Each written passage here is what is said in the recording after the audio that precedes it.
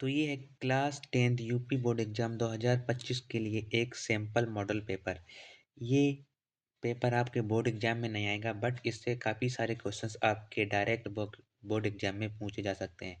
इसीलिए आप इस वीडियो को अंत तक देखें और इनमें मैं जो भी क्वेश्चंस आपको कराऊं उसे आप याद करने के लिए कोशिश करें, क्योंकि आपके पास अब ज़्यादा समय बचा नहीं है। ठीक है, तो आप वीडियो देखते जितना याद कर सकें उतना कर लें। ठीक है, ब्राइटनेस थोड़ी बढ़ा दूँ। ठीक है, पहला क्वेश्चन हमारा जाता है, ये आप सीधे जो निर्देश हों वो आप पढ़ लें। ठीक है, एक सेकंड रोक भी दूँ। पहला क्वेश्चन हमारा जाता है, बहुविकल्पी जो आपके आते हैं 20, उनका सोल्यूशन करा रहा हूँ पहले मैं। सबसे पहला क्वेश्चन है, निम्न में से शुक्ल युग के लेखक हैं। तो इनमें से शुक्ल युग के लेखक कौन है? तो प्रेमचंद जी इसके शुक्ल युग के लेखक हैं। मैं आपको डायरेक्ट आंसर ही बता रहा हूँ क्योंकि आपके पास समय की थोड़ी कमी है। सेकेंड नंबर क्वेश्चन, कफन व पूस की रात कहानी के लेखक हैं। तो कौन है इसके भी लेखक? कौन है? प्रेमचंद जी। और प्रेमचंद जी की एक और कहानी आप लोगों को हमें कमेंट बॉक्स में बतानी है। क्या एक कि आप कोई भी कहानी कही हो वो भी बता सकते हैं, या इनकी कोई भी रचना हो वो भी बता सकते हैं। सिंदूर की होली के नाटककार कौन है? तो सिंदूर की होली के नाटककार कौन है? लक्ष्मी नारायण मिश्रा जी इसके नाटककार हैं। फोर्थ नंबर क्वेश्चन आ जाता है, एक सेकेंड, रूस में 25 मास यात्रा व्रत के लेखक कौन है? तो रूस में 25 मास यात्रा व्रत के लेखक कौन है? तो इसके हमारे लेखक हैं राहुल सत्यानंद, इसके लेखक हैं। ठीक है, फिफ्थ नंबर क्वेश्चन जाता है, बाजे पायलिया के घुंघरू के लेखक कौन है? तो बाजे पायलिया के घुंघरू के लेखक हमारे कौन है? प्रभाकर जी हैं, कन्हैयालाल मिश्र प्रभाकर जी हैं। ठीक है, इसके बाद हमारा जाता है नेक्स्ट नंबर क्वेश्चन,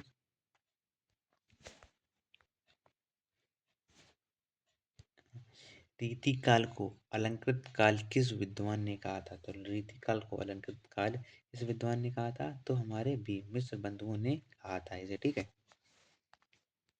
फिर हमारा 7 नंबर क्वेश्चन आ जाता है, निम्नलिखित में से कौन सी कृति रीतिकालीन कवि देव की नहीं है? तो कौन नहीं है इसमें? हमारी कवि प्रिया, ए नंबर इसका राइट आंसर हो जाएगा। ठीक है, 8 नंबर क्वेश्चन आ जाता है, द्विवेदी युग की विशेषता प्रवृत्ति है। एक सेकेंड,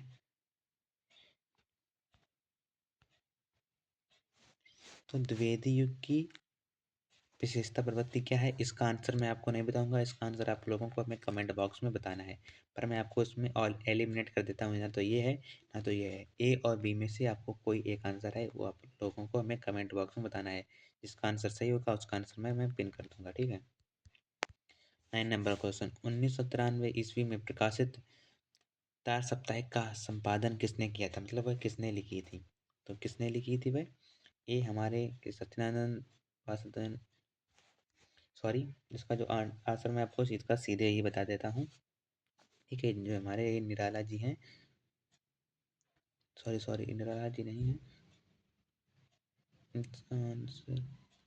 आज्ञा जी ने, हाँ यही आंसर है इसका, बी नंबर। इसमें थोड़ा डाउट हो रहा था, यही बी नंबर हमारा इसका राइट आंसर है जो मैंने अभी बताया, सच्चिदानंद हीरानंद वत्स्यायन आज्ञा। ठीक है, फिर 10 नंबर क्वेश्चन आ जाता है, राम की शक्ति पूजा व कुकुरमुत्ता किसकी रचना है? तो किसकी रचना है? तो ये हमारे सूर्यकांत त्रिपाठी निराला जी की रचना है। ठीक है, उसके बाद नेक्स्ट नंबर क्वेश्चन आ जाता है, बुरे समय को देखकर गंजे तो क्यों रोए? ठीक है, मतलब ये में इसमें भी कौन सा रस है? तो इसमें कौन सा रस है? हमारा हास्य रस है। D number option right answer हो जाएगा। ठीक है, तो 12 नंबर क्वेश्चन आ जाता है, उस काल मारे क्रोध के तन कांपने उनका लगा। मतलब इन पंक्तियों में से कौन सा अलंकार है? अलंकार इसमें पूछा गया है। उपमा, रूपक, उत्प्रेक्षा, श्लेष, तो कौन सा है हमारा? उत्प्रेक्षा अलंकार है। सी नंबर राइट आंसर हो जाएगा। 13 नंबर, नील सलोच श्याम तरुण अरुण बजी नयन। मतलब ये जो पंक्तियां दी गई हैं हमें, इनमें हमसे क्या पूछा गया है? छंद पूछा गया है। तो ठीक है, सोरठा है, कुंडलिया है, रोला है कि दोहा है? तो कौन है हमारा? सोरठा है। निम्नलिखित में से किस शब्द में अनु उपसर्ग का प्रयोग नहीं हुआ है? तो किसमें नहीं हुआ है ये आपको बता देना है। किस किस में नहीं हुआ है? अनुत्तीर्ण में। ठीक है। अनुस अनुशासन, अनुवाद, अनुकरण। ठीक है।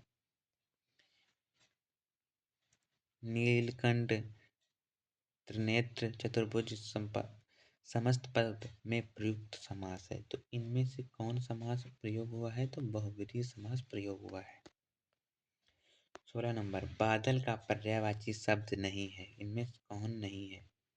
ये आपको पंकज, जलज, सरोज किसके होते हैं ये आपको पता होगा। यही आंसर नहीं है।